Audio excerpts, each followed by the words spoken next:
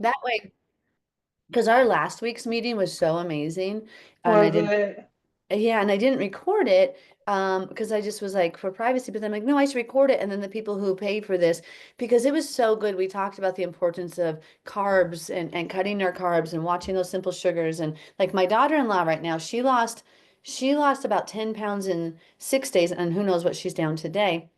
Hi, That's Rachel. amazing. Yeah, so my daughter-in-law lost, she's not an active person.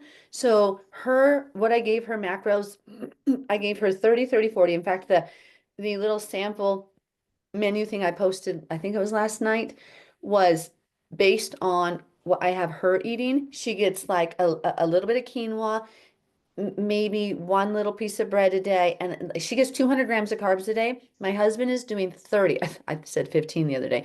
He's doing 30 grams of carb a day, but he's lost 21 pounds as of this morning since, Oh, that's amazing. right? And so what we're doing, and like hers is more because she is breastfeeding. So we have to do it healthy so we don't put ketones. We want to Yeah, make that's where sure. I'm at too. Right. So I can't get the ketones in your bloodstream.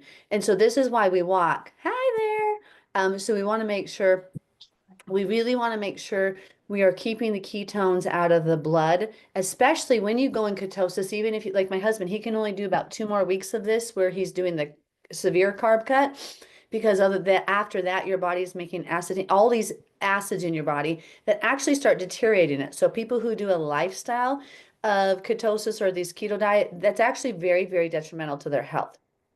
And so what we're doing with him is a quick reset. And he said, Mel, I don't even crave food anymore. After 1 week of doing this, the diet where he's doing, where he cut the carbs and cut the sugars out, he goes, I have no appetite, none at all. He goes, I'm not craving food. My sugar addiction is broken.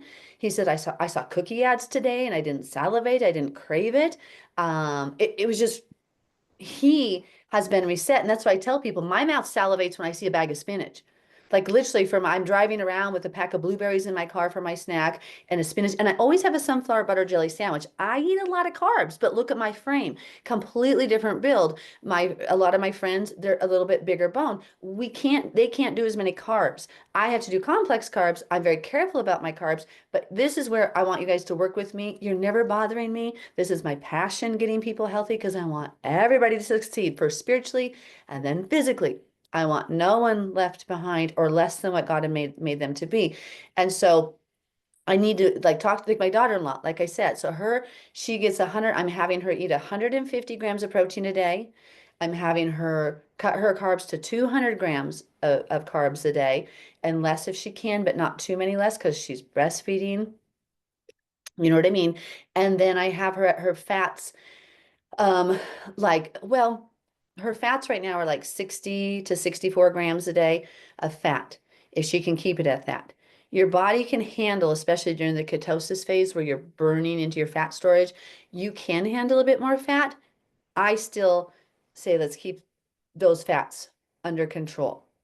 Hi, Whitney. Hello, guys. So, first of all, we'll just go ahead and thank you guys for being here. Thank you for your support. I'm hoping this helps you. This is your place. Those of you who missed last week, I should have recorded it. It was so great, wasn't it, Keela?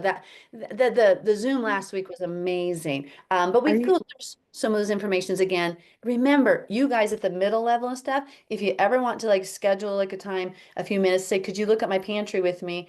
We do this little thing. Hi, Sanine, where we if you ever want me just to go through your do pantry with you like I did my daughter-in-law, and her mom Heather was there. Oh my gosh, her jaw dropped. She couldn't believe how many things I was pulling out and saying, you can't eat this, you can't eat that, you can't eat this. Things she thought were healthy, like those Nature's Bar, those bakery, Nature's Bakery. She didn't even know where to look for the processed sugars, the processed food. And so if you need that, let's go through together where I show you those dangers. Okay, so last week, I'm so sorry those of you who missed. It was so good. I didn't record it. This is being recorded for those who can't make it. We'll do another session this afternoon at 2. Um, the reason I don't have a new menu put out yet, because I got a little obsessed with making an Excel spreadsheet of all the macros of everything so I can calculate exact macro diets. I want to do a few of the 30, 30, 40 for a 2,000 calorie diet. So I knew you guys had like extra menus because I'd already put out a few a la carte, which makes it easy and fun. People say I've had feedback that they like that the best, but I don't mind the weekly menu as well. But people are telling me they love the a la carte because they get choices and freedom, and I give you a range of options. And please give me your feedback. They said, what you need from me, you have to let me know because again, doing it virtually is a bit different. I know other programs, my sister's like, she goes, Mel, did you know like, anyway, it doesn't matter. But this, I know I'm here to serve you and it's a good price. You can use me. I'm here to help you because I want to see you succeed. Okay, so little intro there. Rachel, what's your question, sweetie, or comment? Well, I just want, I wasn't aware. Are you doing macros for us and things like that? Well, so only for those who want it. Some of you, I'm making it easy for you where you don't have to think about your health. And if you are focusing on getting 10 to 20,000 steps a day and you choose from the menus I give you, you will get healthy. You will absolutely get healthy. But some of you are like, I need an extra push. I need a little bit more. Can you do this for me? Now, so for those people, like my daughter-in-law right now, she wants to lose. My husband is losing. He lost 21 pounds as of today in 2 weeks, right? He started on a Sunday and Sunday was starting the third week. So he's lost 21 pounds in less than 3 weeks. And he's doing a severe carb restriction. My daughter-in-law in 6 days lost 9 pounds from a non-severe carb reduction. So I'm sorry, when you're saying severe carb reduction, are you so for me, when I did the keto, that was all meat and cheese.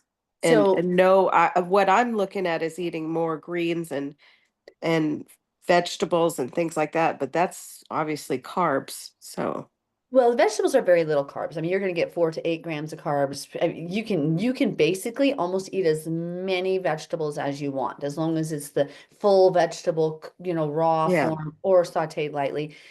Celery, lettuce, those things. You're going to hardly have any traceable carbs, or measurable carbs. So with I'm not doing keto. I'm helping you to keep your macros at 30, 30, 40. So with my daughter-in-law, but my husband's not doing that. He is at 30 grams of carb a day, and he's doing it for 2 more weeks, and he's cutting like crazy. What it has done, he has no more appetite. His desire for sugar is gone. His body is cleansed. He has gone through a state of cleansing of his body. So, for example, this breakfast this morning, he had 2 turkey bacon from the Applegate Farm organic line. He had 2 eggs and a cloud bread. I posted that this morning, which is just made with egg whites, egg yolks, a little bit of cottage cheese. It's so good. I tried it too. It really doesn't taste just like an omelet. Last night, yesterday lunch, his tortilla was an omelet. I made an omelet and put his chicken filling in there. But so it's not just, I don't do just meat. I'm vegetarian and sometimes I do like a low carb day just to so that I'm focusing on Greek yogurt, cottage cheese. Organic, non-sugared, non-flavored Greek yogurt is going to be your best friend and cottage cheese, but make sure it's organic. See, here's the thing we talked about last week. If you are eating the non-organic things and they've been sprayed or contaminated with glyphosate, you just killed your thyroid. So you're counteracting everything good in your body. So if you are buying food that has been treated, so let's say like you buy non-organic sour cream or I'm sorry, cottage cheese. Well, that animal ate food that was genetically modified. That goes into the protein of the animal, the cells of the animals. That passes on to their milk protein. And so what you're doing is ingesting things that actually counteract any health benefits you could do. For example, if you buy non-organic yogurt, and so you're buying yogurt, oftentimes we're trying to just eat live active cultures, the lactobacillus bifidobacterium. We're trying to eat the things that keep our gut flora good. But if you doused it, or if you ate food that was doused or that ate things doused with glyphosate, which is in Roundup, you just ate a food that was classified as an antibiotic in the 1960s that only kills and targets lactobacillus and bifidobacterium. So if you ate something non-organic trying to give yourself the live cultures, but you just killed it at the same point. Do you get what I'm saying? So you ate something doused with glyphosate that is known to only kill the bacteria of Lactobacillus bifidobacterium, your gut flora in your stomach. That's why they classified it as an antibiotic, but it didn't kill any bad bacteria, only the good ones, which interesting. I think it was a judgment from God, of course. And then you are trying to eat healthy cottage cheese, but it's not organic. And then so you just counterweight everything. Of course, the ideal life would be we all go back to our farms, our own animals, no GMOs, no sprays. But the reality is most people right now have been farmed into cities. Most people have been farmed into urban areas where we're now very much unable or incapable of creating or raising our own food. And so in those events, you want to make the best choices possible. So you can't outrun, you can't out eat a bad diet. So if you're trying to eat healthy, but it's like not actually healthy, it's the fake healthy with loaded with sugars, loaded with non-organic, pesticide treated, herbicide treated foods, you're literally just in this vicious spinning wheel. So what we want to focus on, there is a difference between organic food and non-organic food. We have done studies that show there are 3 to 300% more vitamins and nutrients in every bite of organic food. You don't need supplements. You need nutrient-dense food. When you have rich, nutrient-dense soil, what does a plant eat when it's growing? What does an animal eat from fodder, from the pasture? If that soil is treated and managed the way Father intended, your food gets the nutrients that were intended for your body. God didn't create supplements. God didn't say to take all this extra stuff. Plus, when you take a supplement or a vitamin, 80 some percent of it is flushed out through your urine. Your body cannot ingest concentrated amounts of vitamins and nutrients like that. It either causes a toxic reaction, but your body is immediately in response to this is too much, flush it out. So it's a gimmick. These supplements and these vitamins cost so much money, but studies have proven you can't absorb all of that. And so it's a gimmick. And the true gimmick, the true truth is let's just go back to healthy, true, old-fashioned food. Organic is not a myth. Or there are certain companies that misuse the label 100%. For example, Horizon Organic is owned by Monsanto, the manufacturer of glyphosate. So Monsanto will hire an agency. All USDA organic inspection facilities are third party owned. None of them are regulated or owned by the government. So they pay a third party to come in and say, please certify my fields as organic. Now, this third party wants the money. And so to get the money talks in some people's hearts. And so they're dishonest. And so what we've researched and found for Horizon Organic is that they will say, okay, this alfalfa that was fed to the corn or to the cow is organic in seed. However, what they found is the crops that were grown previous to that alfalfa, the early crops, were genetically modified. They were harvested, they had been treated with glyphosate, they harvested them, and in those same fields then grew the organic crop for the corn or for the, I'm sorry, for the cows they were feeding.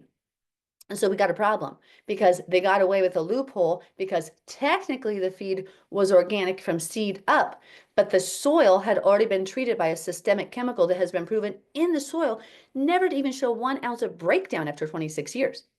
So you don't, glyphosate doesn't break down. It's, so we used to have non-systemic fertilizers and herbicides that the soil studies would show 7 to 8 years they're out of the soil, sometimes 5 to 7 years. Still not healthy, but heck of a lot better than something that 26 years later has shown no sign of decreasing, nothing. It doesn't go away. It's there. Whereas the old herbicides and pesticides were a bit more natural, and after 5 to 10 years, they're gone from the soil. You can't find any trace remnants of them. Still bad. However, if you can clean the soil. You can't clean the soil. You can't get clean soil after it's been sprayed with glyphosate, which is why I tell people never use Roundup. Stop being short-sighted. Get out there and just pick this dang weed with your hand. Get out there and do it. And so when you guys are focusing on your food, it is mostly you want to make sure healthy greens and fruits, like you're saying, healthy greens, healthy vegetables and fruits.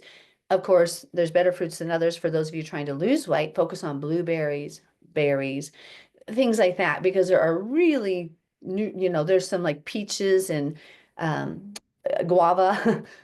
That's kind of like eating just plain sugar. It's good, and they're still healthy, but be careful because those actually have a lot of carbs. And so that's why I did put out a little semi-carb list the other day for you. I want to do a very detailed carb list for all of you, a macro list where you know how much protein, how much carbohydrates, and how much fats are in each food. And here's the reason why. Studies have found, if you keep your food ratio at 30, 30, 40, meaning 30% protein, 30% fat, 40% carb, your body will usually reach a homeostasis of a truly healthy level as long as you're combining that with 10 to 20,000 steps a day. If you are hitting 20,000 steps a day, you will almost never have a problem with weight because it's just you're an active person and those 20,000? that's Did you what say I always 20? I'm always aiming for 20 to 40,000 a day. That's like 6 miles, right? No, so 10,000 is about 5 miles. So 20,000 is approximately 10 miles. It depends. A mile is around 2,000 steps. And so for me, but like, see, I have this treadmill. I'm standing right now. I can walk here while we're talking. For me, I'm super active. And if you have the active lifestyle, if you're on a farm, you're just going to get 5,000 steps just doing chores in the morning. Like you're going to get your first 2.5 miles going feeding the chickens, going over here to the cows. Let's milk the cows, right? I had no problem doing that on the farm. And so now that we're reestablishing a new little homestead, I've got to work a little bit harder to get my steps in. But studies prove that if you're 20,000 plus steps a day, you almost never have a problem with your weight.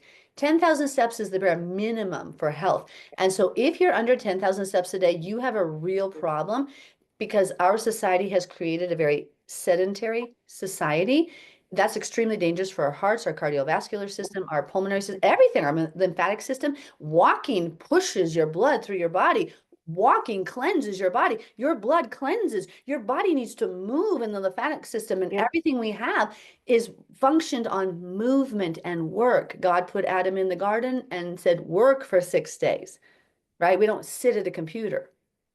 And it's hard. And I know a lot of you are in this situation. So my suggestion is to get like a 159 treadmill like I have right here. This treadmill, 159 bucks, folds up, can go right under the bed. Super cheap, super affordable. It's just something easy that almost everybody can afford and put in their home. You can slide it under a standing desk, which I have right here. Every once in a while, I almost die on it. If I get too distracted or to the right of my computer, my feet go that way and I'm like, oops, almost tripped. So try not to die. But it's a really good thing to get those in. You're going to have to be creative in our sedentary world. And I gave a chair exercise. You have so many exercise videos out right now. And if you do the one from yesterday, you're gonna burn. So do that one if you really want to burn. But you can do chair exercises. So while you're sitting, go to the edge of the seat, recline a bit, tuck it all in, move your legs. Boom. You have to be creative to get your movement in today's world. And you're going to have to be very intentional. Just like you have to be intentional with your faith, you have to be intentional with your health. Good health doesn't happen. Good relationship with Yah doesn't happen. It comes through intentionality. And so with your food choices now, when we go back to this 30, 30, 40, what we're looking for,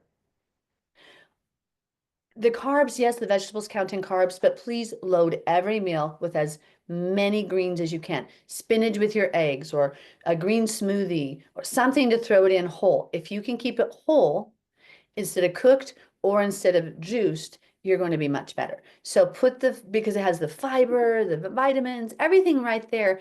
And it's so good for you. Of course, we all know that. So throw lettuce in anywhere you can, throw greens in, celery, kale. I'm not a big kale fan, but I like it well enough.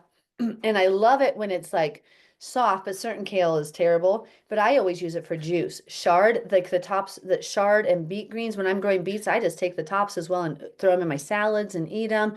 Um, Fruits and vegetables, whole foods are amazing. Be careful of your nut choices. Nuts are super high in fat. People don't understand there's not a lot of protein in nuts. They're a low protein source. They're a bad, not clean protein source. Nuts are great for you, but you better eat those in moderation. I see a lot of healthy people walking around with bags of nuts. No, you probably better do about a quarter cup a day of nuts, maybe a half cup. There's this false perception of what's healthy sometimes.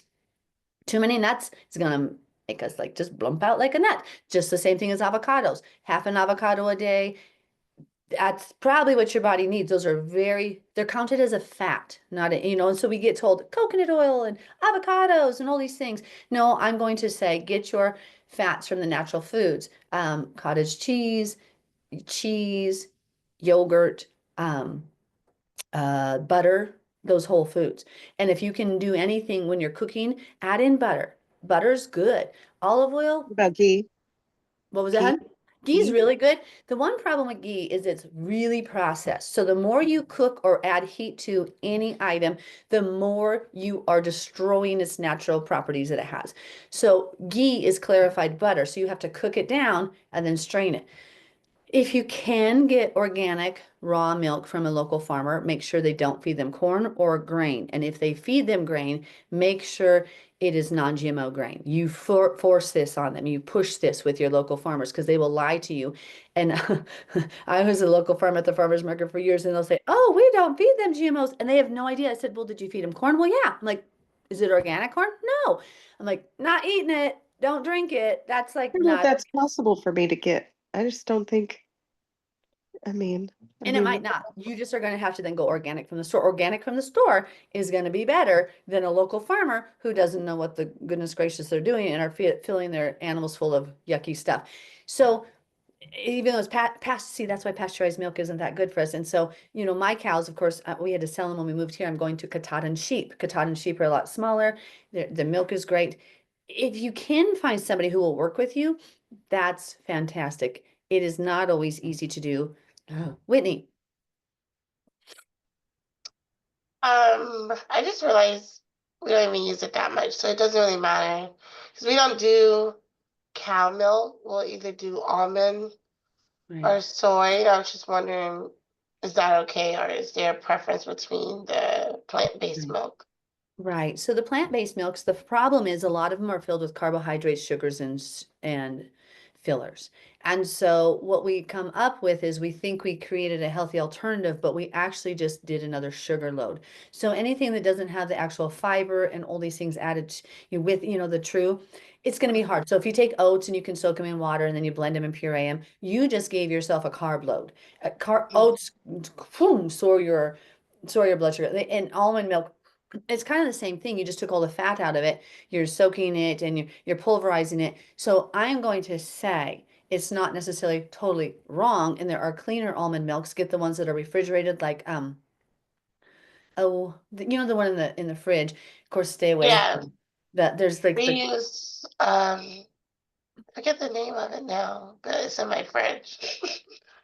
But yeah, it's unsweetened. Califia. The Califia one was a little bit clean. Yes. The Hmm. Califia, right? So unsweetened. But here's the thing. Again, most of that's going to go either as straight fat or carb. So I understand why people are doing it because we're like, well, we're having dairy problems or we're trying to be vegan, we're avoiding this. Obviously, for me, I'm a vegetarian. Please don't be vegetarian. There's nothing wrong with me if God's not calling you to that. We eat a lot of, I raise chickens, I butcher them. This is just what God has commanded me to do. Not everybody is commanded the same. So I focus on a lot of animal protein because without animal protein, our bodies do suffer. And they've shown that vegans actually end up starting to have a lot of health problems after a time. It'll cleanse your arteries. At first, you have lower cholesterol levels, but whatever. So if you can eat cottage cheese, if you can eat the yogurt, if you can drink fermented milk, if you can't do regular milk from an actual cow or sheep or goat, you are going to be healthier. And those animal proteins are, you think about it, a baby lives on milk. One of the only foods that's a complete food is milk because milk has a balance of carbohydrates, fat, and protein that are absolutely perfect for humans to develop on.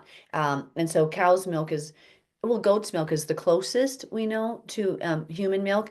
And when you keep that whole milk in form, that whole fat there, the fat balances out the carbs that balance out then the protein, and you get this really perfect food, which is why I drink almost I drink a lot of milk a day, a lot.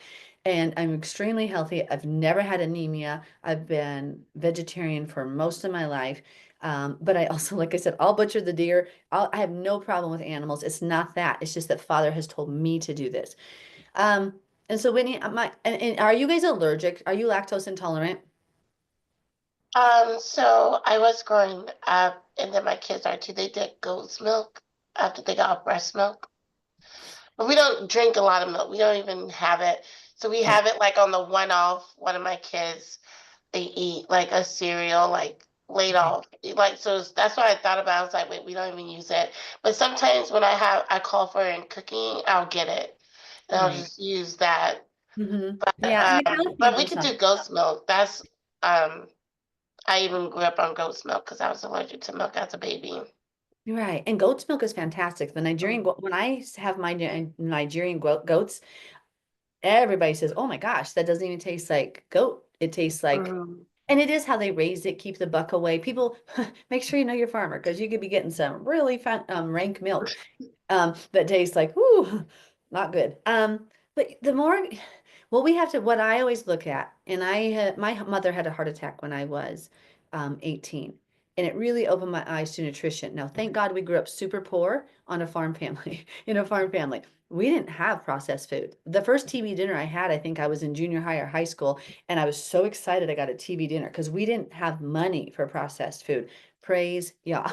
Like, right, we grew up, oh, there's the cow. We're going to eat him next year. There's our food from the field. We great, that's what we did.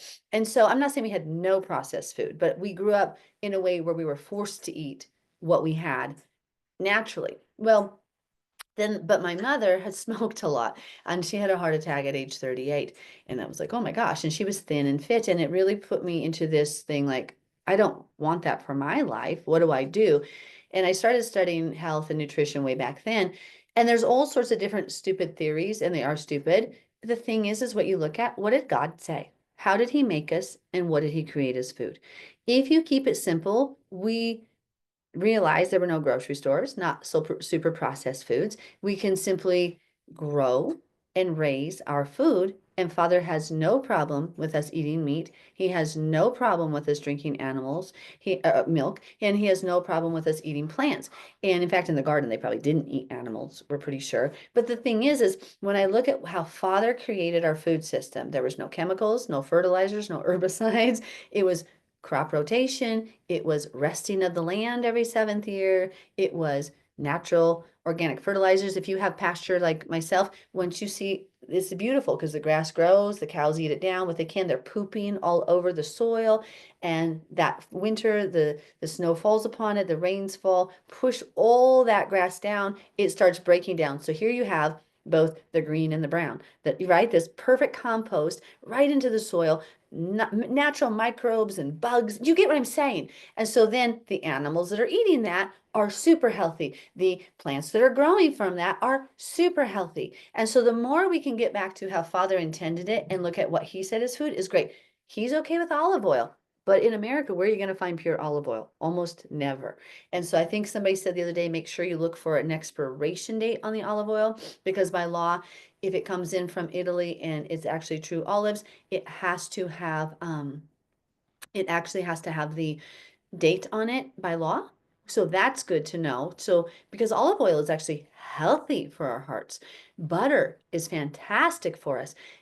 I don't eat low fat. Now, all of your, like I said, all of you are going to have, like Sanine's built a little bit more like me. So our ratios and what we have to fuel our body is going to be different than somebody who's like my daughter-in-law. She's got the booty and she's going to, she's got the full figure, right? So with hers, she is doing the 30, 30, 40. Mine is closer to 30 protein, 20 fat, and 50 carbs. I'm at a lot more carbs than most people because my metabolism by nature, just by creation and default, is faster. I also run when my back's not completely messed up, and I'm just active. And so this is where I want to work with you guys individually, but I can almost guarantee for all of you almost, if you just start at the 30, 30, 40. So here's what you do. Find what weight do you want to be? if you want to be 150, if you want to be 160, you eat 1 gram of protein in your diet for each pound. So you would eat, if you want to be 150 pounds, you would eat 150 grams of protein a day. Now, these protein sources matter. Cottage cheese is 25 grams of protein. If you have like, I think it's like a half a cup of cottage cheese. So that's a good way to get it there. Chicken has like, 25 to 30 some grams of protein, lean chicken breast that's raised organically. And so beef, lean grass-fed beef. Okay. So all these things get your protein. Like me, I eat tuna, Greek yogurt, cottage cheese like crazy. Eggs. Eggs don't have a ton of protein. They have like 6 to 7 grams of protein per egg. At the same point, again, that's one of the most complete, perfect foods. Like eggs have so many essential amino acids. It's just perfect for our body. And studies have shown, and you know me, I'm so anti-medical, but here's the thing. Studies have shown if you have farm-raised organic eggs, your cholesterol, your blood levels are clear. No bad cholesterol. It's the good cholesterol. If you go to the store-bought eggs, immediately your blood work changes. Immediately you got problems because those chickens weren't free-range organic. And so this is a lot, but if you can simply focus on these things first, just cut the sugars out, get your simple starches out, and focus on 10 to 20,000 steps a day, you will immediately feel results. You will begin feeling results like crazy. So you're going to have to watch your carbs because sugar's carb. So try to get more protein, limit your carbs. Just focus on that at first. Get more protein, limit your carbs. So and look at your carbs. You're going to have to write it down. And if you see a word sugar on the package, say, nope, I'm not eating it. I choose my health. I choose my life. I choose to dedicate my body to God. I'm not doing this to myself. I'm not killing myself. It's going to be an intentionality, an intentional movement towards health. It's not going to help, or it's not going to just happen. You're going to go uphill the whole way. Okay, remember that, just like your spiritual life, it's uphill against the grain. By default, our bodies want to, if we just start eating processed and be lazy, we just go downhill. If we focus on intentional behaviors, it's an uphill climb of intentional thought processes, dedication, and choices. Makes sense. And so we never take the easy route. We never take the lazy path. Watch your sugars today. Go through your cupboards. Get rid of all your things that could trigger you. View it as a donate. I don't know. Take it to the food pantry. Do whatever you need to do. You see, I'm not doing this. Oh, high fructose corn syrup, maltodextrin, citric acid, ascorbic acid, sugar. Nope, done. Not eating it. Out of my pantry. It's gone. So refill your pantry with things like grass-fed beef sticks with no added sugar. The IQ bars at Costco right now, the I Think bars, 2 grams of carbs, no added sugars. Get those. They do use stevia, so if you hate that flavor, get over it for a minute. But if you need like a bar to have with you they're at Costco right now, pretty affordable. I think it was $19 for a case of 28 or something like that. Go get those. Get something to set yourself up for success. I personally make a buttload of, and that is an actual quantity. So I make a buttload of hard-boiled eggs for the week. So when I'm leaving my house, I have a sunflower butter jelly sandwich. Some of you can't do that. That's too many carbs for you sitting. I need it. But so, the whole wheat bread or the fermented breads, I have that sandwich. I have blueberries, fresh blueberries, and I have either cottage cheese or eggs in my pack with me. And when I'm driving, and sometimes a bag of spinach or whatever. So I'm just, if I'm hungry and I'm driving, I pull it out, or if I have to go somewhere, I have something. I'm not caught unawares. I'm always prepared. There's always a food source so that I don't feel the need to eat junk food or grab something quick. I never eat out. I haven't eaten out since the early 2000s. But I'm not tempted. Some of you are still in that temptation mode. Oh, I'll just drive through the drive-through or go here, So even when we go on vacation, we don't eat out. I bring a pot, a pan, my own utensils, a 2-burner hot plate, and I buy stuff from the grocery store. But I have a can of tuna also. Like the other day, I got called into an emergency prayer meeting early in the morning, Sunday morning. So I had a can of tuna. That was my breakfast. I had had prepared my husband breakfast, got the call. I ate the other half of his avocado, ran out with 4 cups or 2 cups of milk, and I ate the can of tuna. Random, but that's your body doesn't crave food. If you can go through, my husband is so amazed. He goes, I am not, he goes, I just have no appetite. He goes, I don't crave food anymore. I eat to live. I said, exactly. Rather than living to eat, now you eat to live. And the results are in the pudding. He doesn't exercise. He's not out there exercising. He went on one walk with me in the last 2 weeks. One.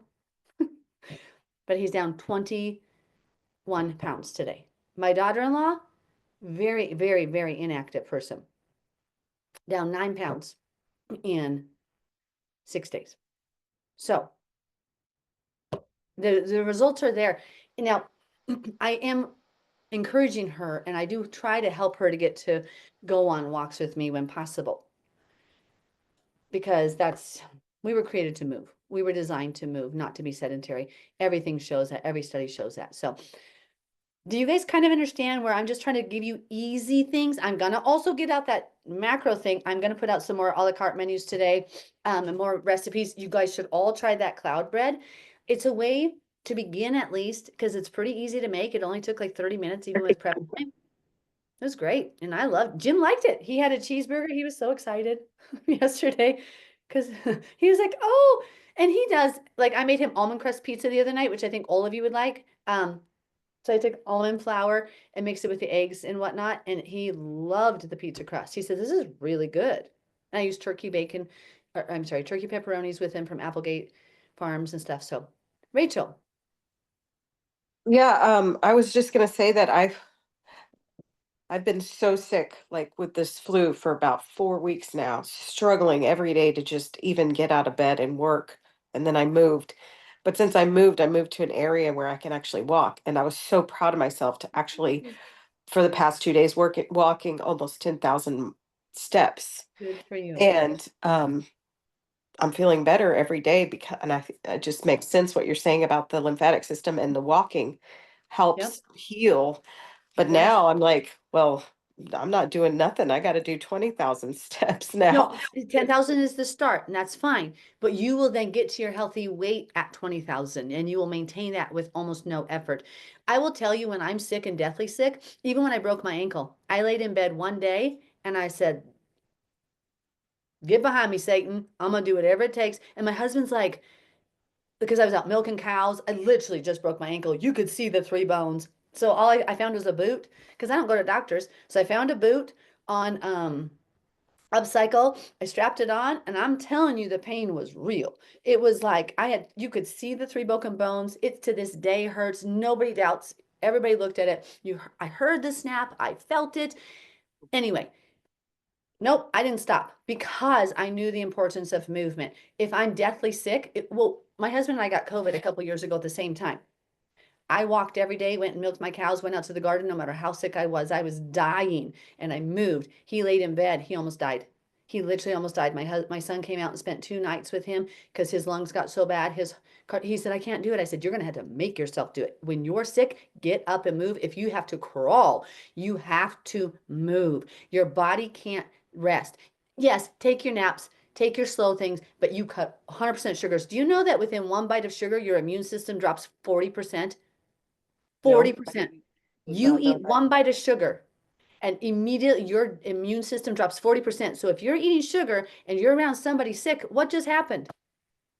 Right? The other thing is those of you who are in a state of, if you have put your body and you're eating constant bad foods, your body is constantly trying to fight off. It's like your immune system is so on heightened response level, trying to save your body, that you are physically killing yourself. Some of you won't get sick. You're so formaldehyded, not you, but the people listening, that you're so formaldehyded that your body's like when I used to smoke, I never got sick.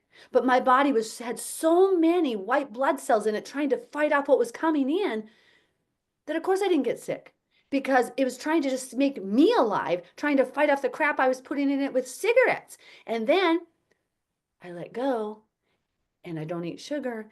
And now my body's actually healthy. My white blood cells are not at an increased rate that are going to cause cancer, that are not going to like shut down my immune, ultimately kill my body. I'm not going to have high cortisol levels. You know what I'm saying? It's this whole thing that we don't realize we kill ourselves. And so if you're sick, move what you can, even if it's at a snail's pace. Get a shopping cart, get a baby stroller, and just push it so you can lean on something. Move, move, move. I don't stop. And my husband used to say, "You're just not as sick as us."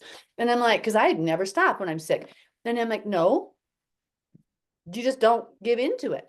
You know, when I broke my sternum, 30 minutes after cracking my sternum in 3 ribs, because you could again see them poking out. I did a baby session. I just tightened it up and I wrapped it with a whatever I had on hand, one of those foot wrap things. I just wrapped it all the way around me a few times. I got done. And then I looked at it because I literally was anyway, it doesn't matter. The point is, I don't stop. I don't let pain stop me. I was throwing bales of hay one day, did 60 more bales, I counted, and I had snapped my finger 60 before, and I felt it, and I'm like, okay, Jim, you just give me 1 minute. I gotta adjust my finger. He goes, what? I said, I broke it a couple 60 bales ago. I don't give in to the pain. I don't stop to the pain. I keep going.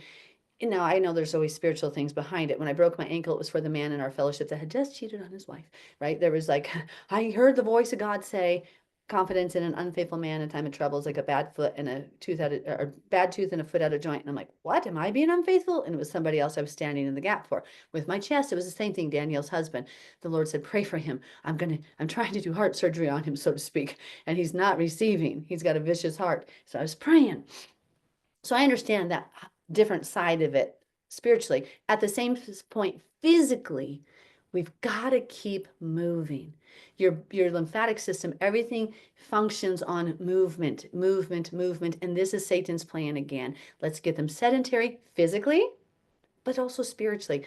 Nobody spends time with God anymore. Nobody's reaching into the word and striving and walking the walk, right? We're not working the garden like we're supposed to. So if you can start your garden, those of you in the South, you should have already well started your seeds for your tomato plants, your peppers, your stuff. If you're in the North, you've got to get them started now, right now, for your tomatoes, your peppers and whatnot. You can also direct sow different things, but don't try to direct sow tomatoes or peppers. Those have to be transplanted. But if you can get your gardens, even if it's in pots, do it. Do whatever you can. Make sure your seeds are from like rareseeds.com, Baker's Creek, or some place like that. Make sure they're open, pollinated. Territorial Seeds is another good one. High Mowing Seeds is another good one. Those are great companies for seeds. And just really do what you can. Do what you can. We are limited in certain resources, right? But do what we can. Go ahead, Celine. Okay. So talking about the seeds in the garden. So I know that the Bible talks about like sowing your seed, like in my garden beds. There's like companion gardening and things like that. Is that like not, No, we look at shouldn't be okay, doing look out at a that? meadow. So walk to a meadow, all sorts of mixed seeds, but none of them crossbreed. What this is talking about is putting plants beside each other that will cross-pollinate. God himself plants the earth with flowers and seeds and Okay. wild onions and all these things together. So his rule is so that we don't cross-pollinate it to make F1 or hybrid varieties that are no longer productive, right? Also, future thinking, this was gonna apply to GMOs because you forcibly insert foreign DNA, foreign genes into a food source, contrary to what natural creation would do, force it in there. And also we have an event that created a replication of a new gene sequence, which is very extremely dangerous and volatile, and they can't Okay. control it, and there's all sorts of problems. So, but I know that question because you're like, oh my gosh, can I plant cucumbers, buy tomatoes? Yeah. They will not cross-pollinate. But Okay. if you get Susan Ashworth's book, Seed to Seed. Seed Seed to to Seed. seed. Yeah, Seed to seed. yep, seed to seed. Okay. It helps you to know what plants will cross-pollinate. And if you need help, just reach out. So if it's and look at the species on the back. If it says Cucurbita moschata, you can plant a butter like that's like a butternut squash. Cucurbita moschata will not cross-pollinate with a Cucurbita peppo, which is like a zucchini. So knowing what things will cross-pollinate and create random like weird crops really helps. And like tomatoes, okay, here's the thing. Let's look at it this way. Humans can be different races and still breed, and it's fine. They create a human. There's nothing saying that a Native American, like my husband's grandmother, and a Caucasian can't interbreed. They can. There's fine. They're fine. It's just making sure that your seed is of Israel, right? Whatever color of Joseph's coat you are. And so that's fine. People used to use that in the old days. These, you know who I'm talking about. They were on, the bad people.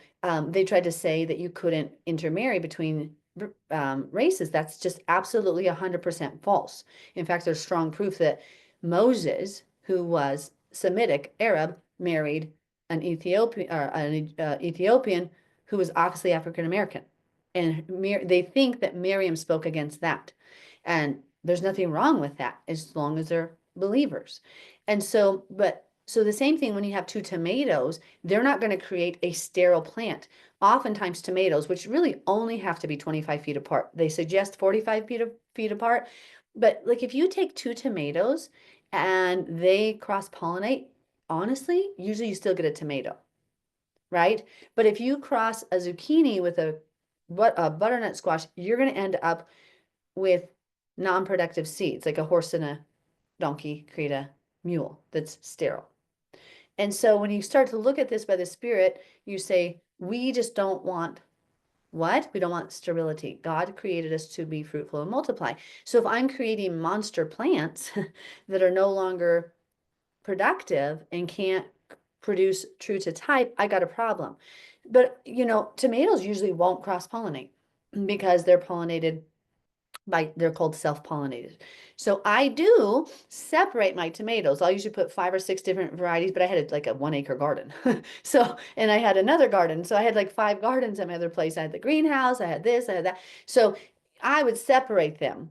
And you do want to follow that rule of thumb. And if you do a ton of different peppers in your garden, you're going to have some problems because peppers easily will pollinate for 250 yards. And so or is it 250 feet? Then you got a little bit of a problem. So sometimes you choose to put your like jalapeno peppers over here, give yourself the entire garden space, and a poblano pepper over here, or ancho, they're ones I like to grow. In between them, you have all other sorts of crops growing to be a barrier between them. And often it will create an effective barrier because the pollinators, the bees and the animals and the insects that are pollinating, they then don't go from this pepper over here to that pepper as long as you have interfering plants. Does that make sense? Was that too much? I hope not. And this is sugar-free. This is one of the things I like to drink for a little treat. So this is the Nixie. This is an organic, no sugar added seltzer water. Now my husband says they taste like toilet bowl cleaner. Personally, I like sparkling water, but some people hate it. For me, it's just that fun little choice. The other thing I do from the garden, I always take my lemon balm and then I get my water hot. I put a whole bunch of lemon balm in the hot water, like a gallon of it, and I crush it with a wooden spoon. And then I set it in the fridge. See, and I gave you guys a list of those like ways to use herbs and stuff to get sugar out of your diet for your drinks. Creating flavored drinks like that, again, sugar is more addictive than cocaine. So you're going to have to go through a process of detoxification.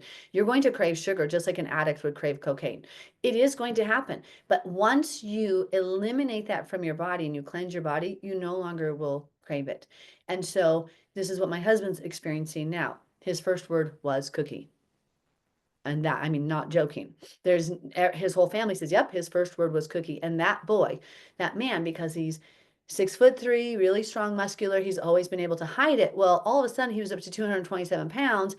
And he's like, I got to change something. I'm 52 years old. I can't just keep living like this, right? It's going to catch up with me. And so that's where he's realizing this thing, like once you cleanse your palate, you really do stop craving the sugar. You really do. You really do. Your body changes. And so if you guys can push through and be intentional about this, help your children succeed. Don't give in to their whines and they want this or this. Just give them whole fruits and vegetables for a while. For snacks, I give you all sorts of ideas. I've given you a million. Apple sliced up with peanut butter. Children need more carbs. Don't do the 30, 30, 40 with them. I would say do more like the 30, 20, 50 or more because they need carbs, but not white breads. They need complex carbs, not sugar as your carbs, and start looking. It's going to take an intentional action. But again, if you can't do anything more, then do the menu I gave you. The a la carte, I think, are the best. Choose what works with you, modify it a little bit, because those meals that I do are family friendly, but it's for the people who have been intentional to teach their children. We don't just get to eat mac and cheese every meal and hot dogs. That's just not going to work. And I see a lot of parents, because their kids like it, they give it to them. I'm like, no, just like you got to spank your kiddos or discipline them because you're the parent, you have to be the parent. Let them throw the fit. Just say no. Take it out of the repertoire. Don't take them with you to the grocery store if need be. Do an online order that you pick up. Don't let them manipulate you into killing their bodies. Like after the year 2015, the CDC was saying that was the first generation of kids to be proven and expected to have a shorter life expectancy than their parents. And it was solely because of diet. We have an epidemic of obesity and diabetes with our children and the American culture. Now, spiritually, God is saying, you've sugared up the word of God. You ain't no longer eating true food. It's all genetically modified mixed. You aren't even eating the pure word of God. So we see the spiritual things. They want sugar, sugar, sugar. God loves me. Yep, he loves you, but he's coming after you with a wooden spoon when you don't obey. You don't just get to fly him the birdie, do whatever you want, eat your pork and be smoking his nostrils and think that's okay. He's like, change your diet spiritually and physically. And so do not let your children manipulate you. You have to make the wise choices for your home. They may throw a fit, but make it fun. So take the hard-boiled eggs, take the centers out and whip them all together, fill it back in, make like fancy eggs, we always call them, or make the little bugs, take a celery stick, put some little raisins on top of peanut butter on it, put some little carrot sticks there for the legs. If you have to make it fun at first, do it.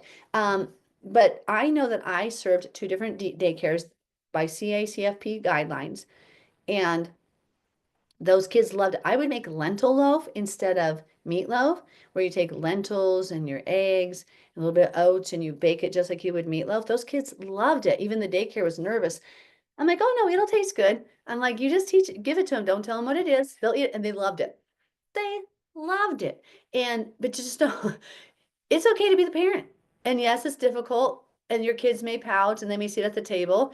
I tell you what, they get hungry enough, they're going to eat. They get hungry enough, they're going to eat. And the way we were raised growing up, you didn't get a choice. You didn't get a choice. In a farm family that's poor, it's what's on the table, you better be thankful for. And that's what it is. And there was no discussion. It was, this is what is for dinner. And my son has one trauma moment with me. I made him coconut curry soup, and that's just, we laugh so hard. But I made him eat it. I made him finish it. And he goes, Mom, and you made me finish it the next morning. I said, I understand, but you had, and he goes, and you served it with cold tofu, but it actually wasn't cold. When it was served, it was sauteed tofu with seasonings. I'm like, yes, but you have to learn to not complain and be thankful. And it was his only, every other thing he ate, but it was kind of funny. And that was his trauma moment in growing up. But go ahead, Nicole. Oh, sorry, I had to figure out how to unmute. I have a really sad baby, so I'm sorry if I get interrupted, but I was just gonna say I have 5 kids, and it it was maybe a month of awfulness when we haven't done sugar with the kids, and it's been a couple of years. It's pretty rare that they get sugar, and it was like a month of like they hated everything I made and constant throwing fits, and it was always like, okay, well, this is dinner, so it's gonna sit here, and when you're hungry, then you can eat it. And so it was probably a really bad month or 6 weeks, and then it really hasn't been a problem. They just know if they don't eat dinner, I guess breakfast is gonna taste really good. You got it. And that's exactly. And if kids are raised that way without this American mentality of whatever we do, we put our kids with gods in the home. If they know, no, we're mom and dad, we make the food choices here, and this is what you eat because we're protecting you.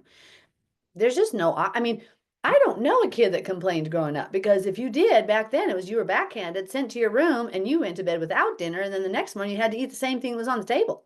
Like it was put in the fridge for you, but that was it. You didn't get an option. Like, and I think that once you get them used to the eating healthy, they actually enjoy it. Like think about my husband, his appetite. He says, I don't have an appetite anymore. I just eat to survive. I'm not, food is what it was intended to be.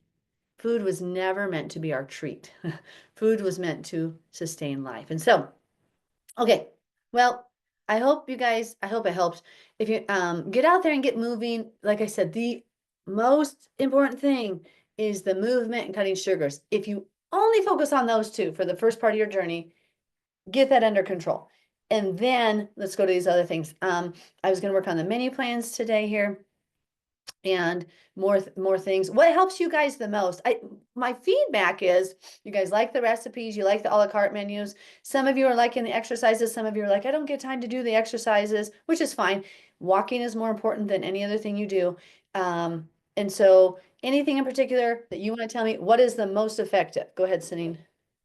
Yeah, I think the food, right now, well, and yeah, because I have a hard time getting out with school and stuff and walking or, moving, but we've had like a PE kind of homeschool schedule already with the running. I just have to adapt it to the walk for me for the muscle building. But I just had another question about the fat. So I'm still like in this like good fat that I've Good and bad fat. so beef, like I usually get the like 90-10 or the 20 or 80, is it 85-15 if they have that, or right. should we It's the but I 90 heard you mention like low fat beef or ground beef. Right. Grass-fed and finished beef, because of course the Bible does say not to eat the fat. Yeah. One time it clarifies the fat, but it also says not to eat the blood. We know that there's no blood in any, not just the sacrifice animals. We don't eat the blood of any animal. Yeah. Fat, studies do prove animal fat clogs arteries. There's some, okay, I'm not anything, but I was a professor at Westwood College of Technology in Denver. I was a professor here in Wyoming. I have edited research professors' works. I understand what's good science, what's bad science. Everybody says whatever they want to say now on the internet. When you look at peer-reviewed studies, not just some health coach online or people saying this fat's good, this fat's bad. When you really look at it, butter tends to be a good fat. When you look at it, not coconut oil. I don't know where these people got that. It was, well, what I found out in my research is that it was a ploy from the people who discovered coconuts who, let's sell it to the public. We're going to sell it as an anti-inflammatory. We're going to sell it as an antibiotic. We're going to sell it this way. It's actually not the best fat for you. Coconut oil is not. Olive oil is. Olive oil, pure actual olive oil is good for you. When you're eating beef, too much animal fat literally does clog your arteries with bad fat. There is no actual peer-reviewed study that counters that. We know that we're not supposed to eat the tallow because that fat specifically from the kidney area is God's. It belongs to him of that sacrifice. But he says, don't eat fat, don't eat blood or fat. And so food that's marbled in and naturally has fat, like we grow beef. So when I'm processing, there's going to be a natural fat in it that's marbled in. That's not what Yahweh's talking about. It's those layers of fat. Don't just like gnaw on it. And so I always go, when I get my beef processed, I'm too old to butcher my own beef anymore. That's so much work. So when I take it, I say, I want it 95 lean. Trim off as much fat as you can. Whatever's there, please grind up. Those types of things. Now, there's going to be marbled in fat, but if the lean chicken is going to be a little better. Actually, lean chicken is such a high protein. It's such a good food source. And of course, Whitney, they grow them, so they probably have lots of chicken. No, you don't, because you're vegetarian. Oh, I don't eat them. Yeah. You're like me. I raise the chickens and don't eat them. That's hilarious, girl. We're twinning. And I rarely let my kids eat meat. Like maybe if they're like at my mom's house or somewhere else. Right. And we do know that from scripture. We see the Bible says, beware of a man who eats too much meat. That's literally in the Proverbs. And studies have shown this is random, but you can kind of see it. Meat makes men more aggressive. Meat makes actually people more aggressive. And I do wonder if it's something in the blood. I've always wondered that because I'm like, that's interesting. And in the Bible, meat was too precious to eat every day. When you killed a fatted lamb, you took a lamb and you ate it. You didn't do it every day. You did it maybe once a week. I mean, they were primarily vegetarians. We see that. That's just obvious if you look at Look at what the little nomads do even today in Israel and those areas. They drink a lot of milk. They drink their goat's milk. They make cheese, but they're eating nuts. They're eating. If you look at those diets, those people are healthy because they're eating real, and they don't eat meat every day. First of all, it is a lot of work, even to process a little goat. When you like gonna do this whole thing, you got do it. So I'm not gonna get gruesome with it here, but it's a lot of work. And then you're gonna have to roast it and cook it. And now we have refrigeration, but they didn't back then. And you think about it, Abraham, when he saw Yahweh and the two angels, he's like, let's go prepare a fatted calf. They didn't have one in the freezer. They had to go kill it, prepare it, and make it. And that's just a lot of work. Now, granted, the animals, the cows that they had in Israel were much smaller than our Angus that we have here.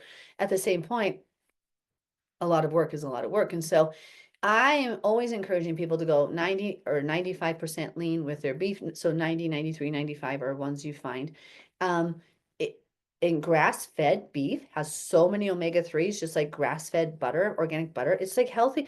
If you just eat healthy, you don't really have to count your macros because it just kind of happens. Because your body will crave what you need. This is why get the sugars out, you'll start to actually hear your body. Get the sugars out, get the things that your body's fighting against, because your body gets these foreign substances in, your insulin's up, your ghrelins off, all your hormones are off, and your body's like all out of whack. Get your body back to the homeostasis where you're not spiking your blood sugar all the time. Your body will tell you what it needs. You'll just know because you'll be like, oh, I need some protein right now. Okay, great. Go milk the goat, drink it. I don't know. You know what I mean? Whitney.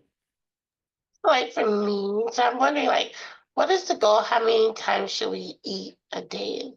Like, my issue is I can go all day, don't eat, Yep. and I don't even get hungry. Right. And my best friend was here because my husband was traveling. So I have a special needs son. So I have that, and I work a full-time job. I'm a finance controller. I'm a accountant. And she was like, "You haven't eaten all day." I'm like, "I don't even realize it."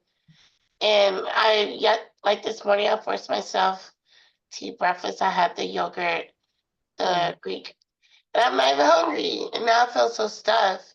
But then I'm Right. like, is it just like try to eat twice a day?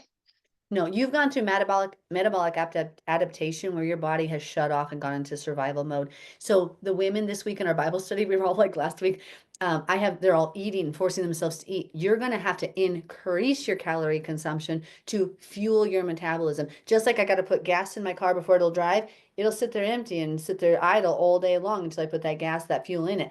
So you have to force yourself, first of all, get up, pray, read your Bible. Within an hour, then at that hour mark, you can eat while you're doing that. So give yourself some Greek yogurt or some eggs, some protein, okay? Then at 1 hour, you need to be walking and moving. And if you have nothing else you can do to walk, try to walk to work or try to walk as you're working. Raise your desk up and just walk in place like this. My feet are moving. Even if I don't have a treadmill, just march. March in place. Move, move, move. At 1 hour, your body needs to, or the cortisol levels go through the roof. You need to start moving to bring that cortisol down. So while you're with your coffee or hot tea, with your Bible, with prayer, with God, eat if you can and pray. And then get to the activity and movement. If you can't do anything else, set that hour aside to clean your house. You make just clean. That's movement.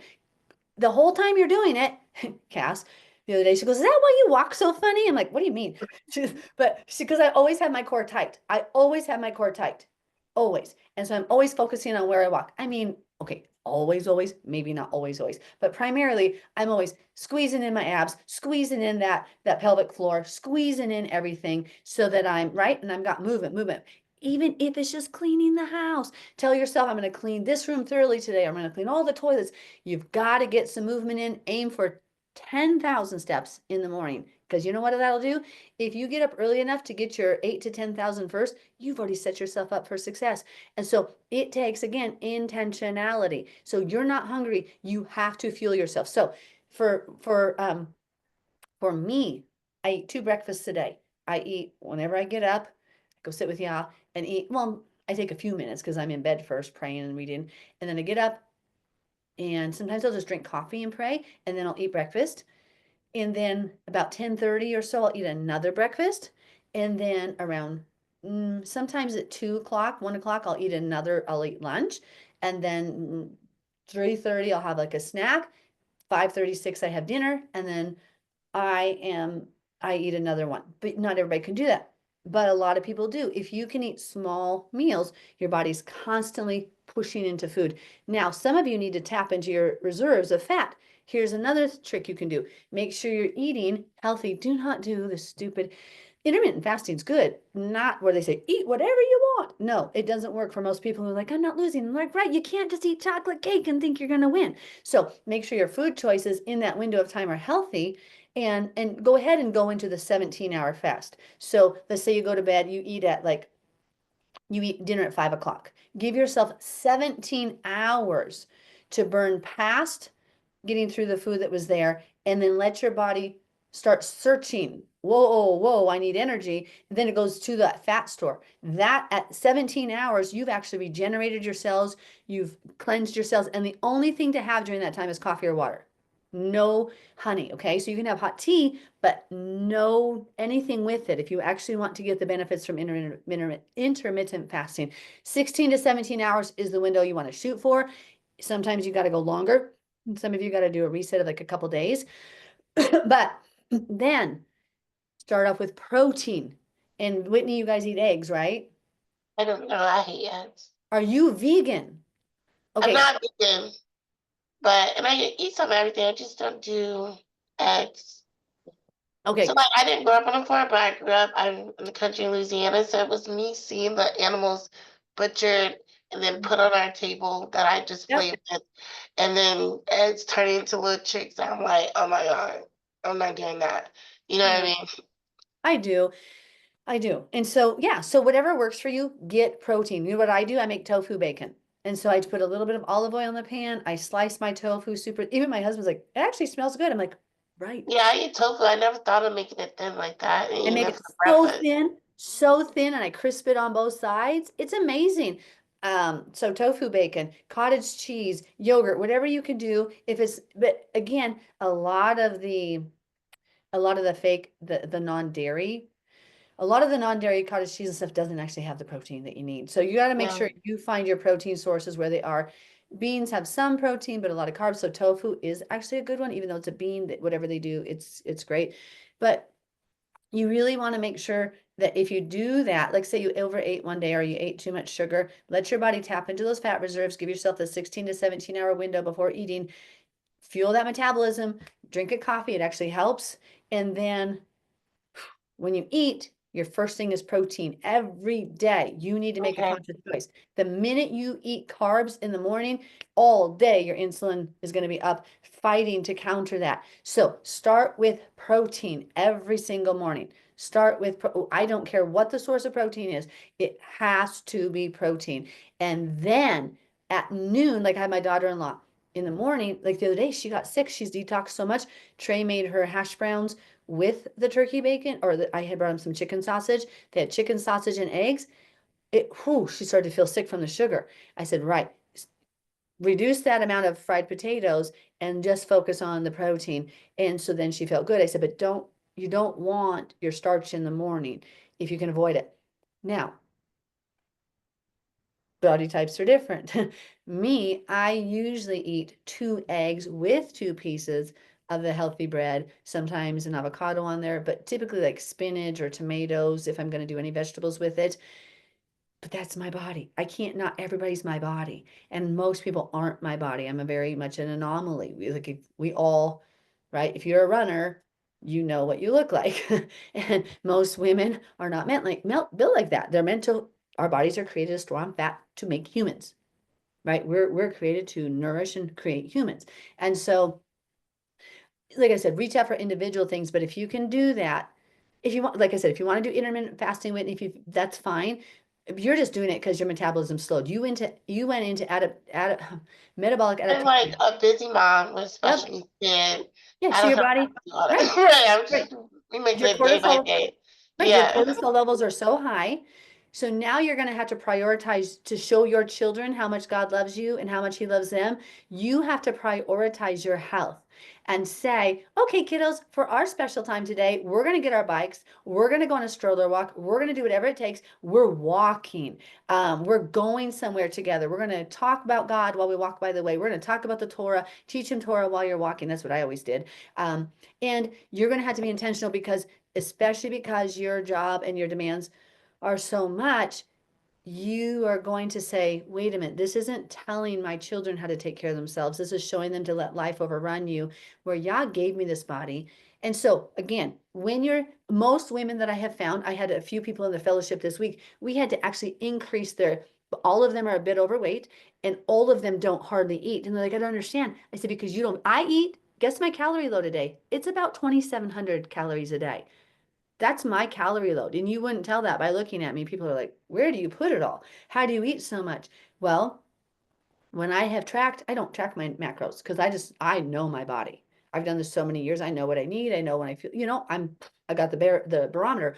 However, for fun one time, I said, let me just track everything I eat just to see what I'm doing and just see if I need to make any adjustments.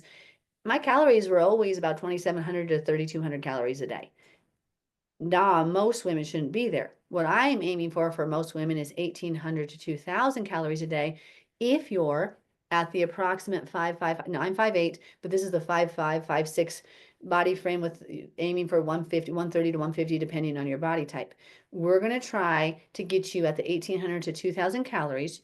You will need to do calorie restrictions sometimes if you really need to cut, but you can't go below 1,500 calories a day. If you drop below 1,200, you shut your body off.